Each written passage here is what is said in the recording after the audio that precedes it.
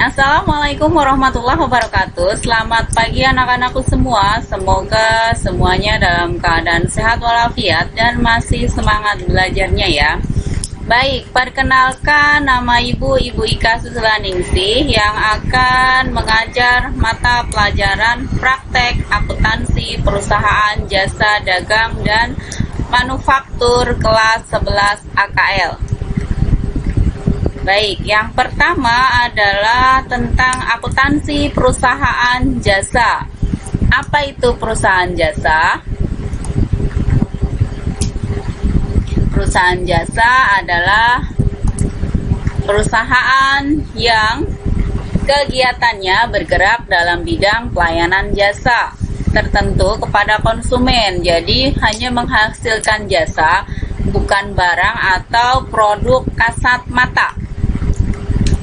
Kemudian ruang lingkup perusahaan jasa adalah kegiatan utamanya memberi pelayanan jasa.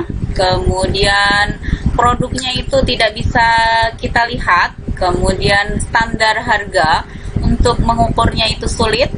Kemudian pendapatannya berasal dari penjualan jasa. Kemudian tidak terdapat harga pokok penjualan atau HPP. Kemudian laba atau rugi diperhitungkan dari pendapatan dikurangi beban.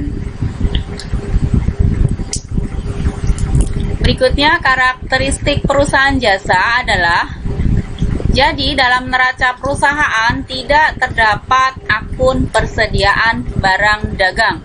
Kenapa? Karena dalam perusahaan jasa tidak ada jual beli barang dagang, hanya memberikan pelayanan jasa ke customer.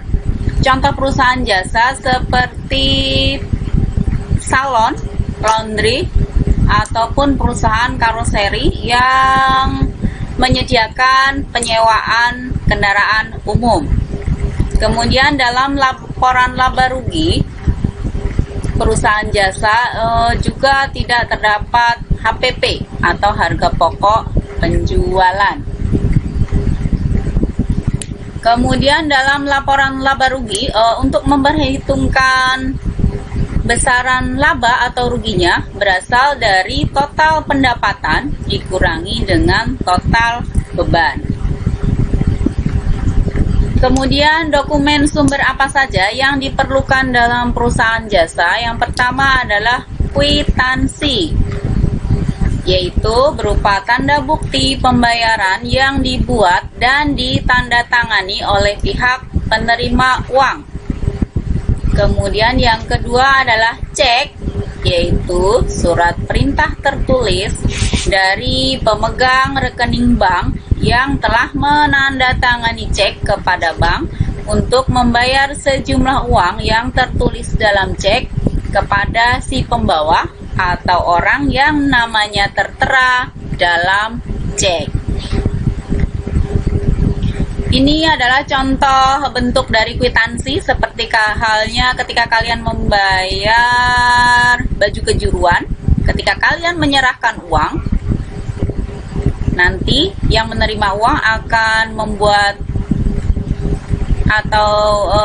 membuat bukti transaksi, kemudian kwitansinya akan diberikan oleh si pemberi uang. Kemudian ini adalah contoh cek dari Bank BCA. Berikutnya adalah biliet giro. Dokumen sumber berikutnya adalah biliet giro. Apa itu biliet giro? Surat perintah pemindah bukuan dari nasabah suatu bank kepada bank yang bersangkutan untuk memindahkan sejumlah uang dari rekeningnya ke rekening penerima yang namanya tertera dalam giro. Kemudian dokumen sumber berikutnya adalah nota kontan atau nota tunai. Itu bukti transaksi pembelian barang dagang ataupun jasa secara tunai yang diberikan oleh si penjual kepada pembeli. Ini contoh biliet giro pemindah bukuan rekening tadi dari bank ke bank.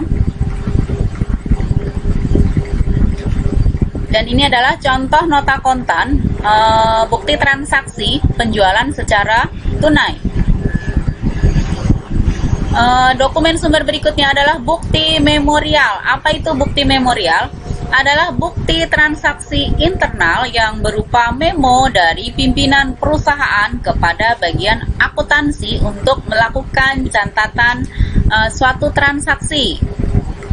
Dokumen sumber berikutnya adalah BKM atau bukti kas masuk. Adalah bukti untuk mencatat transaksi penerimaan uang tunai. Jadi kasnya bertambah. Jadi nanti ketika menerima uang tunai, bukti transaksinya seperti kwitansi penagihan, kemudian ada faktur penjualan tunai atau bukti lainnya. Ini adalah contoh bukti memorial dari kepala bagian akuntansi kepada accounting. Kemudian ini adalah contoh bukti kas masuknya. Diterima uang dari Ibu Anita nominalnya 400.000 berupa pembayaran atas penjualan kaos sebanyak 10 piece. Berikutnya ini adalah contoh BKK atau bukti kas keluar. Itu bukti transaksi karena pengeluaran uang atau pembayaran uang secara tunai dari Tuan Kasrian nominalnya 250.000 untuk pelunasan hutang. Itu tadi contoh BKK, mencatat transaksi pengeluaran uang tunai. Jadi kasnya nanti berkurang ketika dibuat BKK. Ketika kita beli barang secara tunai untuk membayar hutang atau kewajiban dan juga membayar beban. Bukti transaksinya nanti berupa faktur, kwitansi, dan juga nota kontan. Kemudian bagaimana aturan pendebitan dan pengkreditan dalam buku besar? Yang pertama adalah tentang aset. Masih ingat kalian PDA, persamaan dasar akuntansi, di mana aset atau harta sama dengan utang ditambah modal. Ketika asetnya bertambah, dimasukkan ke sisi debit. Ketika berkurang, dimasukkan ke sisi kredit. Untuk utang yang biasanya di pasifa atau di sisi sebelah kanan, ketika bertambah, masuk ke sisi kredit. Ketika berkurang, di sisi debit. Untuk modal atau kapital itu biasanya di sisi kanan, makanya ketika kapital atau modalnya bertambah nanti dimasukkan ke sisi kredit, ketika berkurang dimasukkan ke sisi debit. Untuk pendapatan atau income nanti selanjutnya masuk ke laporan laba rugi. Ketika pendapatan bertambah masuk ke sisi kredit, ketika berkurang masuk ke sisi debit. Untuk beban atau expense, ketika bertambah di sisi debit, ketika berkurang di sisi kredit. Untuk prive atau drawing, ketika bertambah di sisi debit, ketika berkurang di sisi kredit. Selanjutnya, rekapitulasi jurnal itu dibuat untuk mengurangi kemungkinan kesalahan atau mempermudah ketika proses posting atau pemindah bukuan ke dalam buku besar.